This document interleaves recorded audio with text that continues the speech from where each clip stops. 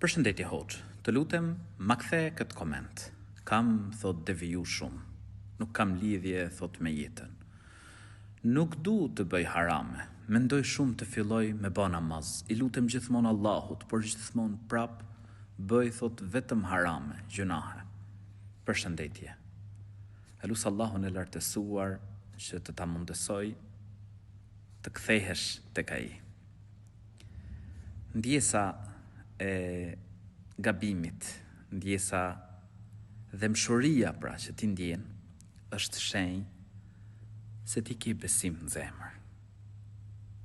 Është shenjë dhe thirrje se shpirti do të kthehet tek Allahu i lartësuar.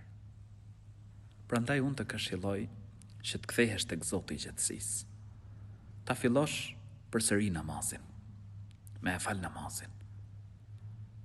Allahu i lartësuar na tregon në Kur'an se i do ata që pendohen. Zoti i gjatësisë është falës. Fal dhe mëshiron shumë. Sado që ne si krijesa bëjmë gabime, mëkatojmë.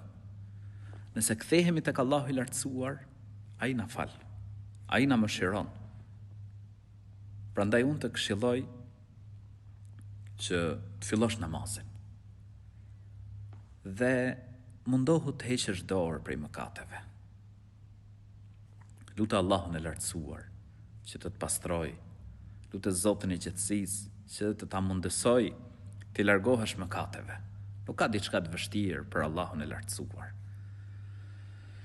Të këshilloj që me reflektu, me fillu një faqe të pastër në jetën tënde, një fillim të ri,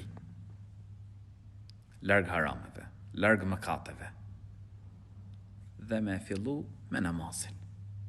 Namazi më pas bëhet shkak që ti t'i largohesh punëve të këqija, punëve që nuk e kënaqin Zotin. Allahu i lartësuar na tregon në Kur'an se namazi të ndalon nga shthurja dhe nga çdo vepër e shëmtuar. Allahu të rujt.